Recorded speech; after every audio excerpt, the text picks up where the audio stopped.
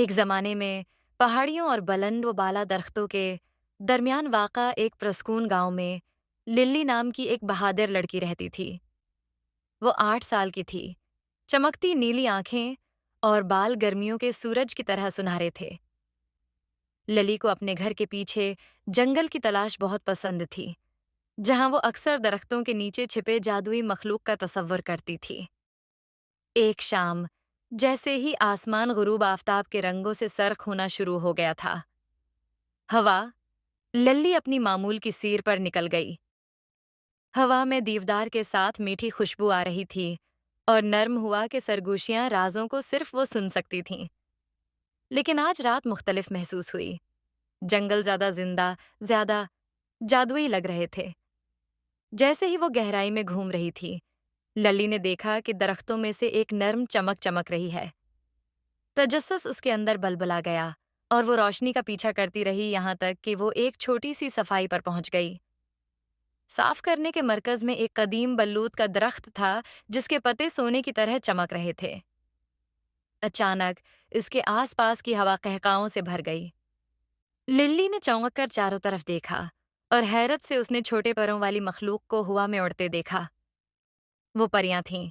उनके परों में कौस कज़श के हर रंग की चमक थी और उनके लिबास सितारों की तरह चमक रहे थे। खुश आमदीद, लल्ली, एक आवाज ने कहा, जैसे लिविंडर के परों वाली परी करीब से उड़ गई। मैं आईवी हूं और हम आपका इंतजार कर रहे हैं। मेरा इंतजार कर रहे हो? लिल्ली ने पूछा। इसका दिल जोश से धड़क रहा था। क्यों? आईवी ने वजाहत की। जंगल के अंदर एक जादुई क्रिस्टल है जो हमारे जंगल को जिंदा और चमकता रखता है। लेकिन कुछ खौफनाक हुआ है। क्रिस्टल की रोशनी खत्म हो रही है और हम उसे किसी बहादुर इंसान की मदद के बगैर ठीक नहीं कर सकते। लिली की आंखें फैल गईं। मैं क्या कर सकता हूं? आईवी मुस्कुराई। आप मेहरबान, बहादुर हैं और आपका दिल खालिस है। बस हमें उसकी जरूरत है। क्रिस्टल के जादू को बहाल करने का वाहिद तरीका 3 जादुई अशिया को जमा करना है।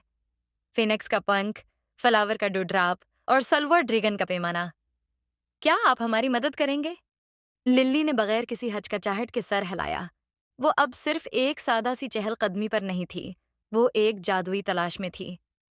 आइवी ने लिल्ली को एक खफिया रास्ते से गुजारा जो सिर्फ परियों को मालूम था, और जल्द ही वो एक बाग में पहुंच गए जहां एक शाहाना फेनकस एक शाख पर बैठा था।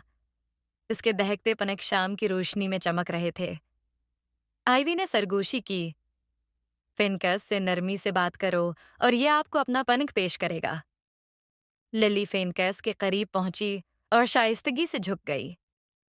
अजीम फेनकस, क्या आप मुझे जंगल को बचाने के लिए अपना एक पनक देंगे? फिनकस ने लिल्ली की आंखों में देखा, फिर आहिस्ता से एक चमकता हुआ पनक उठाकर उसे दे दिया। ये आपका रास्ता रोशन करे, उसने गहरी सुरीली आवाज में कहा। पेनिक को बहफाजत बाहर निकालकर लिल्ली और आइवी ने अपना सफर जारी रखा। इसके बाद वो एक चमकते हुए तालाब पर पहुंचे जहां चांद के फूल सितारों के नीचे खुलते थे। लिल्ली ने एहतियात से अपने हाथों को कपड़ा और एक चमकती हुई शबनम को जमा किया। ये चांदनी की तरह चमक रहा था।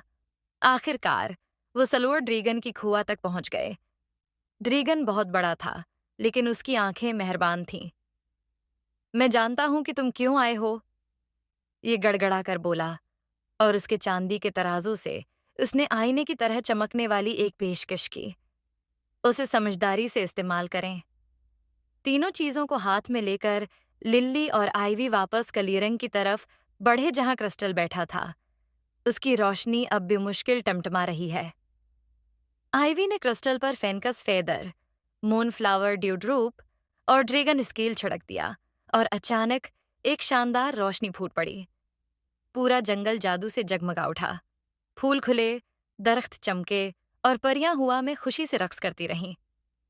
तुमने ये किया, लिली, आइवी ने खुशी का इजहार किया। जादू जंगल बच गया, आपका शुक्रिया। लिली अपने दिल में गर्मी महसूस करते हुए मुस्कुरा दी।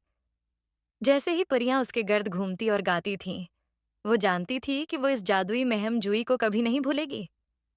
जैसे जैसे रात गहरी होती गई, आइवी और परियों ने लिल्ली को वापस जंगल के किनारे ले जाया।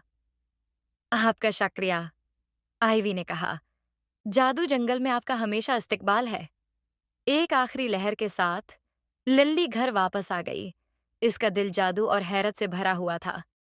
वो जानती थी कि अगरचा अभी महमजोई खत्म हो चुकी है, जंगल का जादू और परियां हमेशा उसके साथ रहेंगी। और इस रात जब वो सोने के लिए चली गई, उसने चमकते परों, चमकते क्रिस्टल्स और जादुई जंगल की चमकती हुई परियों का ख्वाब देखा। Thanks for watching my video.